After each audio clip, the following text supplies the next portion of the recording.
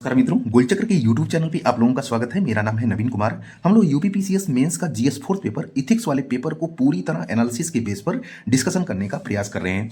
मेरे भाई total 8 volume है। 8 वॉल्यूम से आपको जो है 200 अंकों के क्वेश्चन पूछे जाने हैं।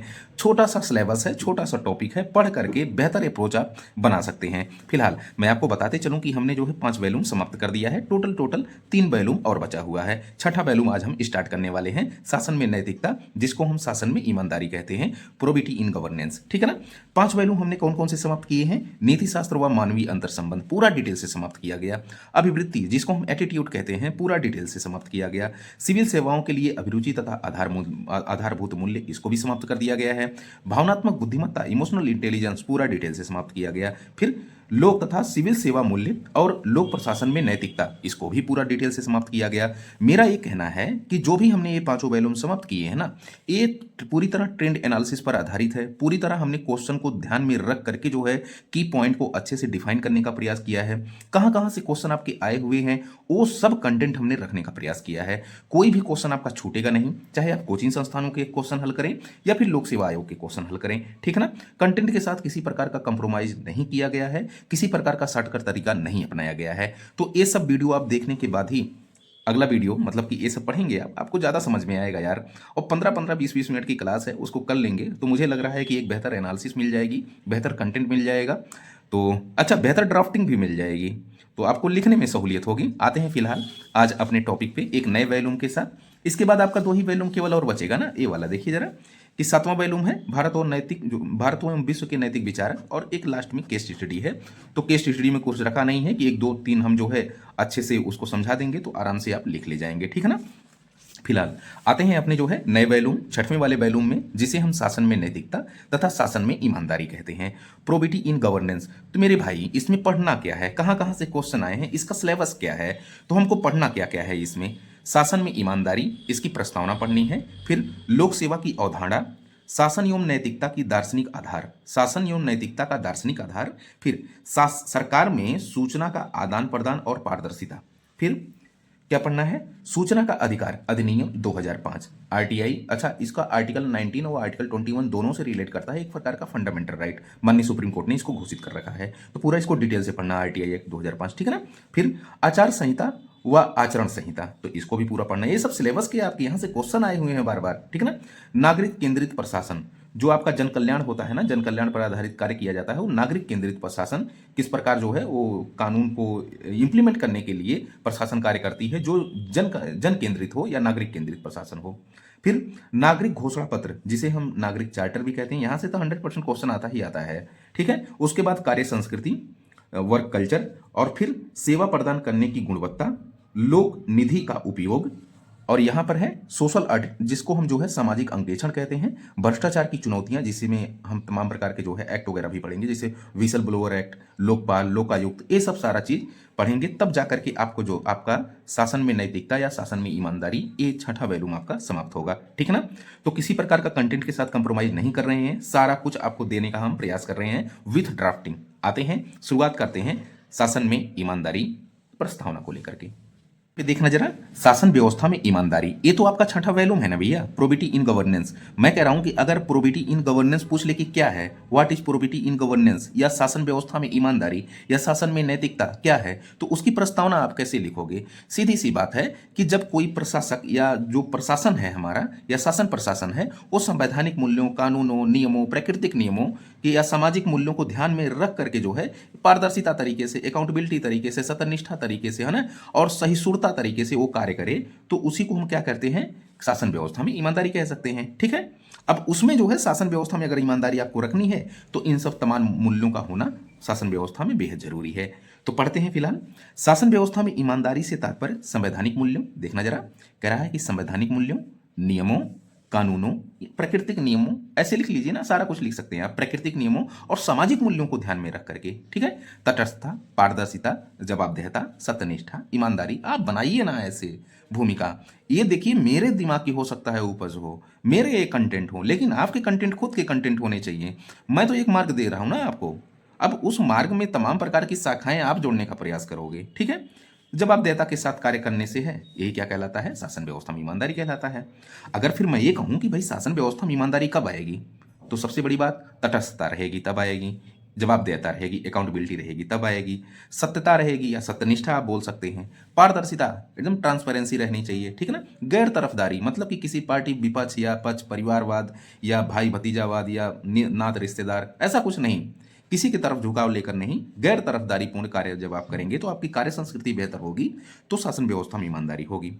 कर्मठता, सत्यनिष्ठा, न्यायनिष्ठ, कुशल व दक्ष प्रशासन, प्रभावी नियम व कानून, गोपनीयता, तो ये सब सारी चीजें जब होंगी ना किसी जो है प्रशासन में, तो वहां पर आराम से ऑटोमेटिक आपको शासन व्यवस्था में ईमानदारी या शासन में नैतिकता दिखाई पड़ेगी।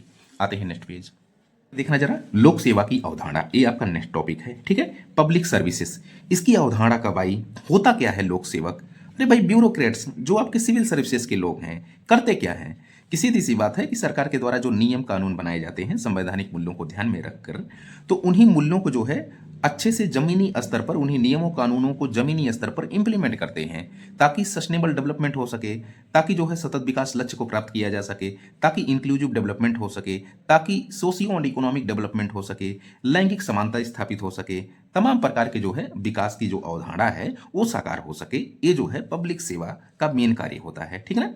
तो पब्लिक सेवक वही होते हैं जो है सरकार के द्वारा बनाए गए नियमों कानूनों को अच्छे से इंप्लीमेंट करते हैं, पब्लिक सर्विसेज कहलाते हैं, ठीक है। आते हैं इसको पढ़ के समझते हैं थोड़ा सा। कह रहा है कि लोक सेवा से तात्पर्य उन सेवाओं से है जो राज्य या सरकार द्वारा समाज के समस्त नागरिकों के कल्याण, सुरक्षा और विकास के लिए प्रदान की जाए, जिससे मानव पूंजी, देखिए मानव पूंजी जो शब्द होता है, मानव पूंजी क्या है? जैसे आप पर जब सरकार ने क्या किया कि आपकी शिक्षा पर खर्च किया, आपके स्वास्थ्य पर खर्च किया और आपके जीवन पर पैसा पर सरकार ने जो है इन्वेस्ट किया, तो आप एक बेहतर मानव बनोगे, और जो बेहतर मानव बनोगे ना, तो वो राष्ट्र के विकास के लिए आप बेहतर कार्य करोगे। तो जो पूंजी आपके जो है शरीर से तैयार हो रही है, वही मानव पूंजी कहलाती है, ठीक है। तो मानव पूंजी के साथ साथ समावेशी समृद्धि एवं सतत विकास लक्ष्यों को हासिल किया जा सके, ये क्या कहलाता है? पब्लिक सर्विसेज कहलाता है, ठीक है, लोक सेवा कहलाता है। इसके अंतर्गत व्यक्तिगत हित को दरकिनार करके सार्वजनिक हित पर बल दिया जाता है। मतलब कि हम यहाँ पर निजी हित नहीं देखेंगे, जहां पर सार्वजनिक हित होगा, जनहित होगा, लोक कल्याण होगा, वैसा ही कार्य हमको करना पड़ेगा। ये लोक सेवा होती है। 1996 में यूएन ने लोक सेवा को जो है थोड़ा सा परिभाषित करने का काम किया। क्या कहा इसने? यूएन ने 1996 में लोक सेवकों के लिए अंतर्राष्ट्रीय आचरण संहिता को अपनाया, जिसके अनुसार लोक सेवकों को ऐसे वर्ग के रूप में संदर्भित करता है जो सरकार द्वारा निर्धारित कार्यों में सहायता करते हैं। वही बात घुमा फिरा के आती है कि सरकार के द्वारा जो संवैधानिक मूल्यों के अनुसार कानून, नियम, विनियम जो भी तैयार किए जाते हैं, उसी को ब्यूरोक्रेट्स जब जमीनी स्तर पर लागू करते हैं, तो उसी को हम लोक सेवा कहा जाता है, ठीक है। और ये जो है निजी हित को दरकिनार करके जो है सार्वजनिक हित या जो है कह सकते हैं कि जनहित या लोक कल्याण पर आधारित कार्य करते हैं। आते हैं नेक्स्ट पे, देखना जरा लोक सेवा का उद्देश्य या इसकी विशेषताएं क्या क्या हो सकती हैं। पहला कि सरकार की योजनाओं व कार्यक्रमों को व्यवहारिक रूप प्रदान करना। मेरे भाई, अगर मान लीजिए कि गरीबी उन्मूलन के लिए सरकार ने कुछ योजना लाई, तो उसको इंप्लीमेंट करने का काम कौन करेगा? सिविल सर्विसेज के लोग करेंगे। तो उसी को व्यवहारिक रूप मतलब जमीनी हकीकतों से जोड़ने का प्रयास, ताकि जो है जन कल्याण, सार्वजनिक कल्याण, है ना, लोकहित या लोक कल्याण सुनिश्चित हो सके, ताकि संविधान के उद्देश्य भी पूरा हो सके।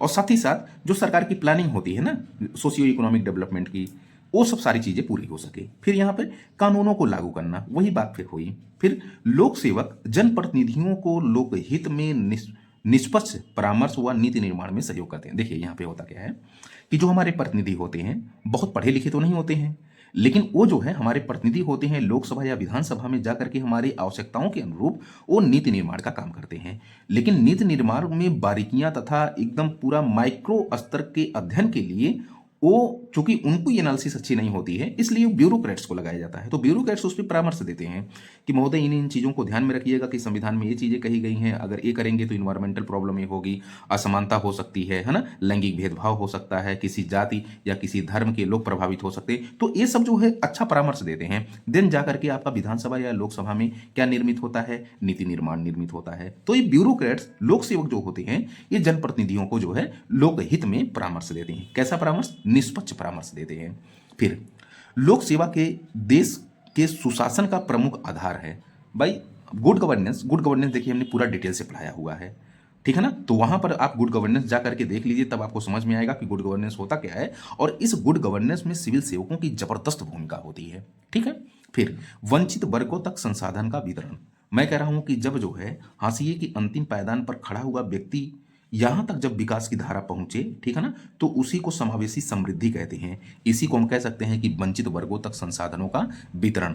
आपका एक जो है अनुच्छेद 39 बी और अनुच्छेद 39 सी, ये क्या कहता है कि राज्य का यह कर्तव्य होगा कि संसाधनों का विकेंद्रीकरण हो, विकेंद्रीकरण, ठीक है ना, जिनके पास संसाधन नहीं उनके पास संसाधन हो। ठीक है। तो ये जो है आपका उसी पर आधारित अनुच्छेद था, सो मैंने डिस्कस कर दिया। ठीक है। अच्छा, एक आपका जो है 25वां संविधान संशोधन अधिनियम 1971 लाया गया था। कहा गया कि अनुच्छेद 14, अच्छा ये अनुच्छेद 39 बी और सी को लागू करने के लिए अनुच्छेद 14, अनुच्छेद 19 और अनुच्छेद 31, ठीक है ना, अगर ये प्रभावित भी हो रहे हों तो ये प्रभावित नहीं माने जाएंगे। ये मतलब काफ़ी अच्छा था, बहुत लैंडमार्क जो है संशोधन था। ठीक है। फिर संवैधानिक मूल्यों को लागू करना, तो संवैधानिक मूल्यों को लागू करने के लिए जो है एक प्रमुख कार्य जो है सिविल सेवकों का तो होता ही है।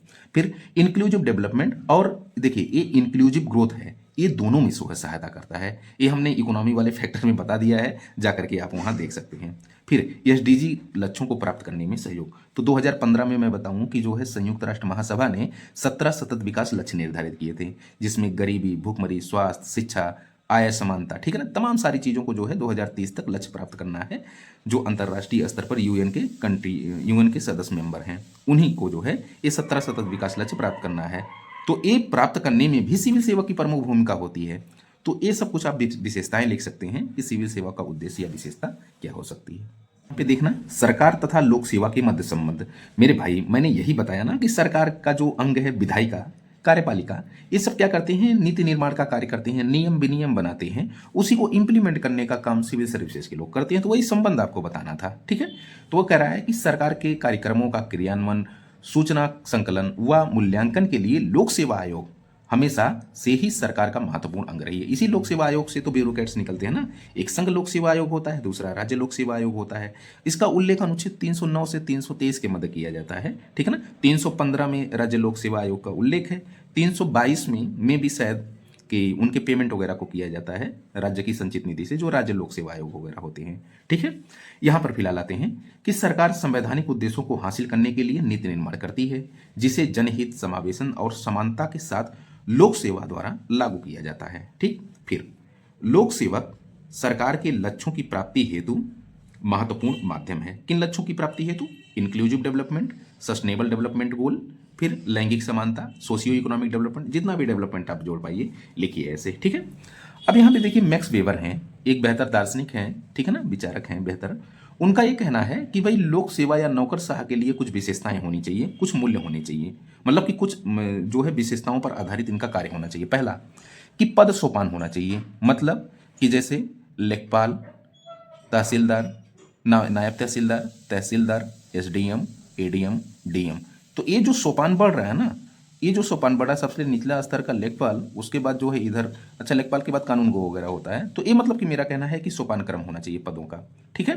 फिर उसके बाद नियमों के अनुसार कार्य, मतलब कि code of conduct, code of ethics के अनुसार कार्य पद्धति उनकी होनी चाहिए। फिर गोपनीयता होनी चाहिए, मतलब कि ऐसा नहीं कि कोई कार्य वो करने वाले हों और उसको जो है शो ऑफ कर दें ताकि उनकी प्लानिंग ही खराब हो जाए, ऐसा नहीं। दलीय भावना रहित होनी चाहिए। दलीय भावना रहित का अर्थ यही है कि मतलब कि ना तो आप बीजेपी बेस्ड काम करिए, ना तो कांग्रेस बेस्ड, ना तो सपा, ना तो बीएसपी, किसी पे आधारित कोई, मतलब कि दल पर आधारित कार्य ना करिए, दल रहित। इसको गैर तरफदारी कहते हैं या गैर राजनीतिक कार्य कहते हैं। ठीक है ना।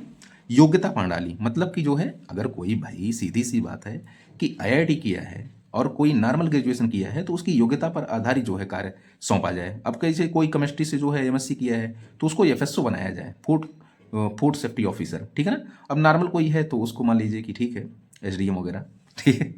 फिर तटस्थता होनी चाहिए और कार्यों का विभाजन होना चाहिए, मतलब कि हर योग्यता के अनुसार उसके कार्यों का क्या होना चाहिए, विभाजन। ऐसा मैक्स वेबर कहते हैं। अच्छा, मैक्स वेबर एक परंपरागत जो है नौकरशाह की जो है एक मॉडल पर आधारित विचार अपना प्रस्तुत करते हैं। ठीक है ना।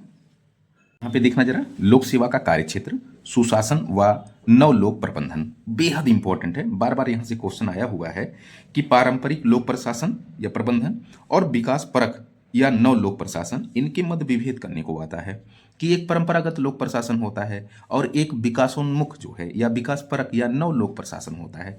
दोनों के मध्य क्या अंतर संबंध होते हैं। ठीक है ना। तो यहाँ पर थोड़ा सा हम दिमाग में रखेंगे कि कौन कौन से विभेद हो सकते हैं। यहाँ से क्वेश्चन आता है, इसको आप 3 स्टार कर लीजिए, ये बहुत इंपॉर्टेंट, 3 क्या 4 स्टार कर लीजिए, ठीक है ना। अब यहाँ पे देखना जरा समझते हैं।